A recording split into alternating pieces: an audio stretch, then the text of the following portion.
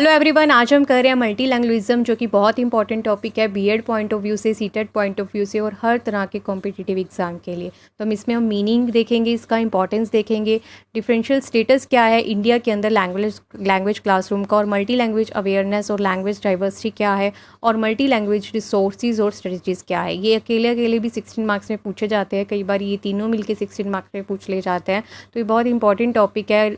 इनके आंसर जो है वो मिलते जुलते हैं, लेकिन क्वेश्चन के अनुसार हमें अपने आंसर को कैसे मॉडिफाई करके लिखना है, तो उसको हम देखेंगे। सबसे पहले मीनिंग क्या है। तो मल्टी लैंग्वेजिज्म का मतलब क्या है, जहाँ पे दो या दो से ज़्यादा भाषाओं का यूज़ किया जाता है। ये एक सोशल फिनोमिना है, क्योंकि ये अब नीड बन चुका है ग्लोबलाइजेशन की और कल्चर ओपननेस की, ठीक है। और ये इसके अंदर हम क्या स्ट्रेटजी यूज़ करते हैं, इसमें हम सबसे पहले फर्स्ट लैंग्वेज को यूज़ करते हैं। बच्चा अपनी मदर टंग से या लोकल लैंग्वेज से क्लासरूम में आना स्टार्ट करता है, उसको बोलता है, दूसरे बच्चे उसकी लैंग्वेज से सीखते हैं, और इस तरह से ट्रांजिशन किया जाता है एडिशनल लैंग्वेजेस का, ठीक है। फिर हमारे पास इंपॉर्टेंस क्या है। तो मल्टी लैंग्वेजिज्म जो है वो डेवलप करती है हमारी लैंग्वेज प्रोफिशेंसी को, और ग्रेटर करती है हमारी वोकैबलरी को। एक ही शब्द को डिफरेंट लैंग्वेजेस में कैसे कैसे बोलना है वो हम बोलना सीखते हैं। हमारी कॉग्निटिव फ्लेक्सिबिलिटी और higher order problem solving capacity भी बढ़ती है, क्योंकि जब हम मल्टीपल लैंग्वेज सीखते हैं तो हमारे अंदर डिफरेंट पर्सपेक्टिव्स, एक ही सिचुएशन को डिफरेंट पर्सपेक्टिव से हम समझने की कोशिश करते हैं, क्योंकि डिफरेंट कल्चर में उसी एक तरीके का जो मतलब है वो अलग होता है। तो इसलिए हमारे अंदर वो कैपेसिटी और एबिलिटी जनरेट होती है, जिसको हम अलग अलग प्रॉब्लम्स में सॉल्व कर सकते हैं और इम्प्रूव कर सकते हैं हमारी क्रिटिकल थिंकिंग को, एबिलिटीज़ को। इससे हमारी जॉब अपॉर्चुनिटीज़ भी बढ़ जाती हैं, क्योंकि नंबर ऑफ़ लैंग्वेज हमें आती हैं, उसकी वजह से हमें अलग अलग सिटीज़ या कंट्रीज़ में जॉब मिलने की अवसर जो होते हैं वो ज़्यादा होते हैं। इसके अलावा है कि हम अंडरस्टैंड करते हैं और अप्रिशिएट करते हैं दूसरे लोगों के कल्चर को, उन लोगों को भी, और इमर्ज करते हैं अपने अंदर वैल्यूज़ को, ठीक है, ताकि जो है दूसरों के आइडिया को हम एक्सेप्ट कर सकें, उनकी बात को भी एक्सेप्ट कर सकें। हमारे अंदर दूसरों के कल्चर और उनके जो थॉट्स हैं उसके प्रति रिस्पेक्ट आती है। हमारी लिसनिंग की जो कैपेसिटी और कम्युनिकेशन जो स्किल्स हैं वो इम्प्रूव होती है। हमारा कॉन्फिडेंस बिल्डअप होता है, पर्सनैलिटी में चेंज आता है, क्योंकि हम डिफरेंट एस्पेक्ट्स को समझते हैं, उनको रिस्पेक्ट देते हैं। Develop positive attitude for all, कहीं ना कहीं हमारा जो एटीट्यूड है उसके अंदर पॉजिटिविटी बढ़ती है। हमारे पास स्टेटस क्या है इंडियन लैंग्वेज क्लासरूम का, तो इसके अंदर हम क्या लिखेंगे कि जो गवर्नमेंट है of India introduce to 3 language formula, उसने 3 लैंग्वेज फार्मूला को इंट्रोड्यूस किया था, ठीक है। जब हमें पता है कोठारी कमीशन ने इसको इंट्रोड्यूस किया था। अकॉर्डिंग टू दिस फार्मूला क्या होना चाहिए हमारे पास, कि तो हिंदी लैंग्वेज होनी चाहिए, इंग्लिश लैंग्वेज होनी चाहिए, और वहाँ की कोई भी लोकल लैंग्वेज है उसकी मदर टंग का यूज़ होना चाहिए। तो ये सारे स्टेट्स में एप्लीकेबल होना चाहिए, ठीक है। तो इसको काफ़ी हद तक बहुत सारे स्टेट्स में इम्प्लीमेंट किया गया था, लेकिन फिर भी हर स्टेट में इसको इम्प्लीमेंट आज तक भी नहीं किया गया। खास करके जो नॉन हिंदी स्टेट्स हैं, जैसे कि तमिलनाडु हो गया, इस साइड जो साउथ के स्टेट्स हैं, वहाँ पे हिंदी को अभी भी प्रेफरेंस नहीं दी जाती। वो लोग अपनी लैंग्वेज यानी कि तमिल, तेलुगु और इंग्लिश को प्रेफरेंस देते हैं। तो लैक ऑफ मतलब कहीं ना कहीं हमारे पास जो रिसोर्सेज होने के कारण भी हम 3-3 लैंग्वेजेस जो हैं क्लासरूम में प्रोवाइड नहीं कर सकते, क्योंकि इसके लिए हमें अलग अलग भाषा की टीचर भी चाहिए, रिसोर्सेज भी चाहिए बच्चे को पढ़ाने के लिए। तो इसलिए जो है हमारे लिए थोड़ा जो पुअर स्कूल्स हैं उनके लिए इम्प्लीमेंट करना डिफ़िकल्ट हो जाता है, लेकिन फिर भी इसको कई हद तक इसको इम्प्लीमेंट किया गया है और अभी भी इसको कवर करने की ज़रूरत है। अब हमारे पास मल्टी कल्चरल अवेयरनेस और लैंग्वेज डाइवर्सिटी, ये क्वेश्चन 16 मार्क्स में पूछा जाता है। तो मैं ये मल्टी लैंग्वेजिज्म के बारे में है, बस एक डिफरेंट वे है उसको पूछने का। तो इसके अंदर हम क्या बताएंगे कि ये है क्या दोनों चीज़ें, और इसको टीचर जो है वो क्लास में किस किस तरह से इम्प्लीमेंट कर सकती है। तो सबसे पहले मल्टी कल्चरल जो अवेयरनेस है वो इन्वॉल्व करता है ग्रेटर अंडरस्टैंडिंग को, वैल्यू एप्रिसिएशन को, एक दूसरे के कल्चर के प्रति, उनके ट्रेडिशन, उनकी रेसिस, लाइफस्टाइल, उनके प्रति एक रिस्पेक्ट जनरेट करता है, और इंटरपर्सनल जो फ्रेंडशिप है एक दूसरे के प्रति वो बढ़ती है, हार्मनी बढ़ती है, स्टीरियोटाइप रिमूव होता है, जो एक भेदभाव होता है वो रिमूव होता है। इससे क्या होता है कि मल्टी कल्चरल वर्ड जो है उसको बिल्ड करना, पीसफुली एक वर्ड बनाना हमारे लिए आसान हो जाता है, और मल्टी कल्चरल अवेयरनेस जो है वो बच्चों के अंदर आती है, ठीक है। एक दूसरे को एक्सेप्ट करते हैं, लर्निंग इन्वायरमेंट बनता है। तो ये जो अवेयरनेस है वो हमारे जो ग्लोबल इश्यूज़ हैं उसको समझने में भी हमें बहुत बहुत मदद करती है। तो मल्टी कल्चरल अवेयरनेस को कैसे टीचर क्लासरूम में जगा सकती है वो देखते हैं। उससे पहले देखते हैं कि लैंग्वेज डाइवर्सिटी क्या है।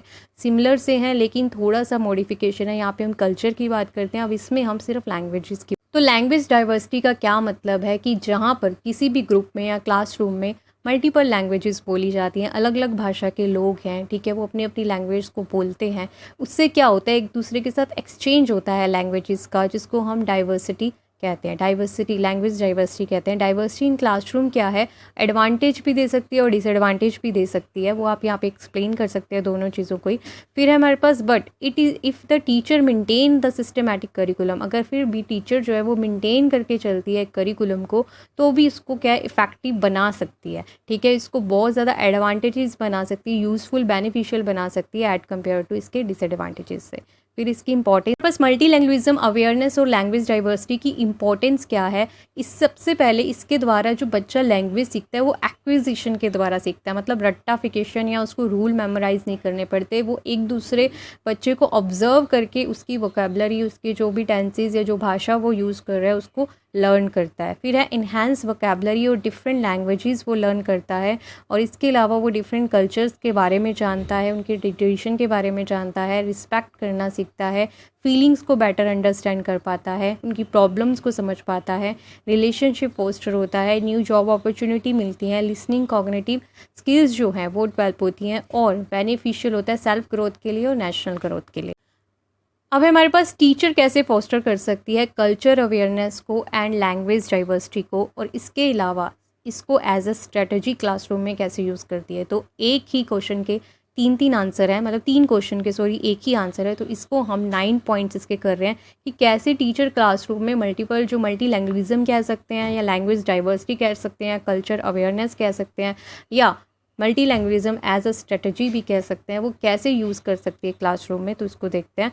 तो इसलिए सबसे पहले इसके अंदर है express the interest in A ethnic background of the student. तो टीचर क्या करेगी, बच्चे का जो बैकग्राउंड है, जहाँ से वो आया, उसमें अपना इंटरेस्ट दिखाएगी, उसको इनकरेज करेगी कि वो अपनी बातें बताए, अपने कल्चर के बारे में बताए। इससे क्या होता है, क्लासरूम में एक रिलेशनशिप बिल्डअप होती है स्टूडेंट और टीचर के बीच में, और दूसरे क्लासमेट्स के बीच में भी।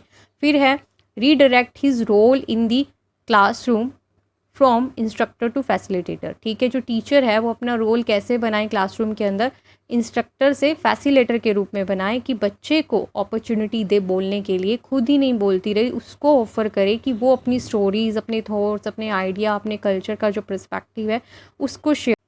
फिर है method of self testing, incorporate method of self testing. किसी भी बच्चे के अंदर खुद को, अपने आप को चेक करने की जो एक आर्ट होता है, कला होता है, वो मेथड बच्चे को सिखाना, ताकि बच्चा एक्टिव लर्नर बन सके और अपनी प्रोग्रेस को खुद ही चेक करे।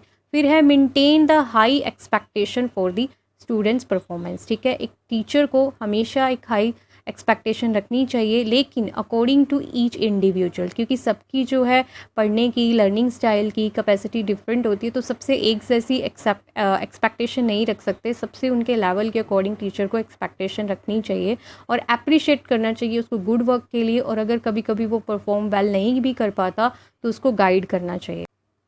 फिर है maintain A strict level of A sensitivity of a language concern. जब भाषा की बात आती है क्लासरूम में, तो टीचर को यहाँ पे थोड़ा स्ट्रिक्ट एक्शन लेना चाहिए, बच्चे को मास्टर करना चाहिए टारगेट लैंग्वेज में। ठीक है, स्टार्टिंग में लीनियंट हो सकती है, लोकल और मदर टंग में से ही स्टार्ट करना है। मल्टीलिंग्विज्म का जो स्ट्रेटजी है वो यही कहती है कि लोकल लैंग्वेज से स्टार्ट करो, पर धीरे धीरे उसमें इनकरेज करो, इंटीग्रेट करो मास्टर लैंग्वेज को, जिसमें वो बच्चा लैंग्वेज को, जो भी टारगेट लैंग्वेज है उसमें वो मास्टरी हासिल करे। फिर है मेंटेन एंड इंक्लूसिव करिकुलम। ऐसा करिकुलम जो है टीचर बनाए जिससे क्या है कि रिमेन रिस्पेक्टफुल डिफरेंस, जो डिफरेंस है वो एक दूसरे के लिए क्या रहे, रिस्पेक्टफुल रहें।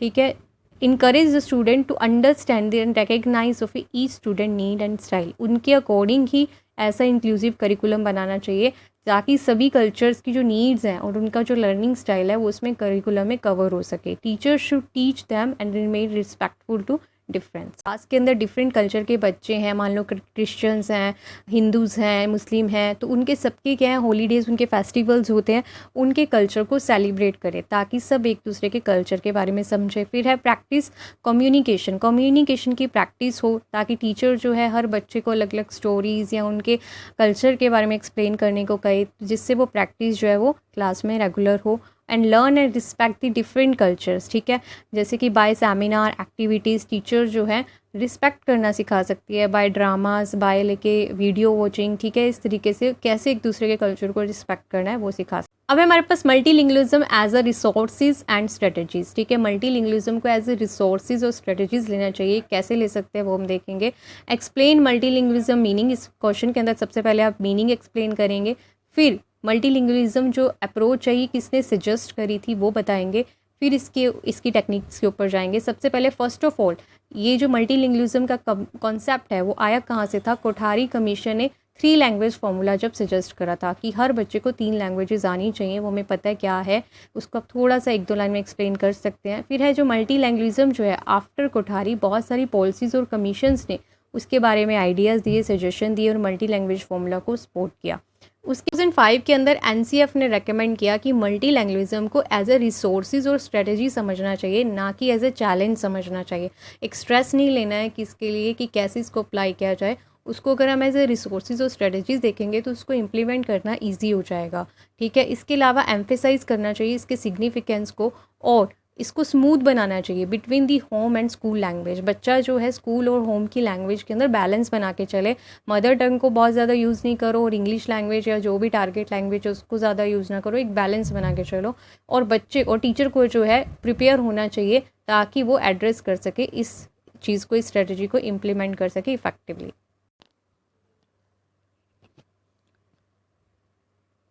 फिर इन 2005 के अंदर एनसीएफ ने रेकमेंड किया कि मल्टी लैंग्वेजिज्म को एज ए रिसोर्सेज और स्ट्रेटजी समझना चाहिए, ना कि एज ए चैलेंज समझना चाहिए। एक स्ट्रेस नहीं लेना है किसके लिए कि कैसे इसको अप्लाई किया जाए, उसको अगर हम एज ए रिसोर्सेज और स्ट्रेटजीज देखेंगे तो उसको इम्प्लीमेंट करना ईजी हो जाएगा। ठीक है, इसके अलावा एम्फेसाइज करना चाहिए इसके सिग्निफिकेंस को और इसको स्मूथ बनाना चाहिए between the home and school language. बच्चा जो है स्कूल और होम की लैंग्वेज के अंदर बैलेंस बना के चले, मदर टंग को बहुत ज़्यादा यूज़ नहीं करो और इंग्लिश लैंग्वेज या जो भी टारगेट लैंग्वेज है उसको ज़्यादा यूज़ ना करो, एक बैलेंस बना के चलो। और बच्चे और टीचर को जो है प्रिपेयर होना चाहिए ताकि वो एड्रेस कर सके इस चीज़ को, इस स्ट्रेटजी को इम्प्लीमेंट कर सके इफेक्टिवली। अब है हमारे पास मल्टीलिंगुअलिज्म एज ए रिसोर्स और एज ए स्ट्रेटजी, तो इस टाइप से भी क्वेश्चन पूछा जा सकता है 16 मार्क्स के अंदर। तो मल्टीलिंगुअलिज्म जो है वो फैसिलिटेट करता है नॉलेज को असेस करने के लिए, जो डिफरेंट लैंग्वेज डिफरेंट कल्चर की नॉलेज है उसको हम इजी से असेस कर सके, उसको फैसिलिटेट करता है। It makes communication between the different linguistic and the cultural group easily और ओपन करता है हमारे पास जॉब अपॉर्चुनिटी को। इसके अलावा जो मल्टीलिंगुअलिज्म जो है वो रिसोर्सेज इन सारे फैक्टर्स के ऊपर काम करता है, हमारी ग्लोबलाइजेशन को इम्प्रूव करता है, नेशनल ग्रोथ को, ये सारे हम एक्सप्लेन करेंगे। ये हमारे पास कम से कम 7 पॉइंट्स है, इसको आप एक्सप्लेन करेंगे एक एक करके 3-4 लाइंस के अंदर। और सोशल डेवलपमेंट को कैसे, क्योंकि ये सारे पॉइंट्स हम कहीं ना कहीं पीछे कर चुके हैं, बस आपको दोबारा से यहाँ पे एक्सप्लेन करना है। कॉग्निटिव डेवलपमेंट को कैसे इंप्रूव करेगा और पर्सनल ग्रोथ को कैसे इंप्रूव करेगा, जॉब अपॉर्चुनिटीज़ कैसे लाएगा और मैग्नेटिक पर्सनालिटी हमें कैसे बनाएगा। ठीक है, हमारा जो पॉजिटिव पर्सपेक्टिव होगा, एक दूसरे को रिस्पेक्ट करना, ठीक है, हमारे पास जो एक पॉजिटिव एटीट्यूड आता है तो उससे क्या जो हमारी पर्सनालिटी बनती है। तो ऐसे करके आप इन सब चीज़ों को एक्सप्लेन करेंगे। फिर है हमारे पास एज अ स्ट्रेटजी, तो मल्टीलैंग्वेजिज्म जो है वो खुद ही एक स्ट्रेटजी है टीचिंग की। ठीक है, टीचर के लिए एक कह सकते हैं हेल्प करती है, टीचिंग को इजी बनाती है, लैंग्वेजेस को लर्न करने में इजी करती है। मतलब टीचर इसको एज अ स्ट्रेटजी ले, एक मैथड ले। ठीक है, टीचर इसको स्ट्रेस नहीं ले कि ये एक मैथड है, इस तरह से इसको यूज़ करे तो क्रॉस कल्चर जो कम्युनिकेशन स्किल्स है उसको ईजिली से हम इन्हेंस कर सकते हैं। इससे हमारी जो स्पीकिंग, रीडिंग और राइटिंग स्किल के ऊपर टीचर 4 चीज़ों पे फोकस करती है। जब बच्चा नर्सरी या प्राइमरी क्लास के अंदर होता है तो वो चारों चीज़ें हैं वो अपने आप ऑटोमेटिकली जो है बच्चे के अंदर इम्प्रूव होंगी जब वो मल्टीलैंग्वेजिज्म को क्लास में इम्प्लीमेंट करेगी। तो इसलिए वो एक मेथड है टीचर के लिए। फिर है हमारे पास मल्टीलैंग्वेजिज्म जो है एज अ स्ट्रेटजी जो है किन किन बातों के ऊपर फोकस करती है। हम एज ए स्ट्रेटजी को टीचर जो है यूज़ कैसे करेगी क्लासरूम के अंदर, कैसे उसको एज ए स्ट्रेटजी बना सकती है मल्टीलैंग्वेजिज्म को। तो ये सारे तरीके जो है हम पहले कर चुके हैं, आपको वहीं से उठाने हैं और दोबारा यहाँ पे लिखने हैं।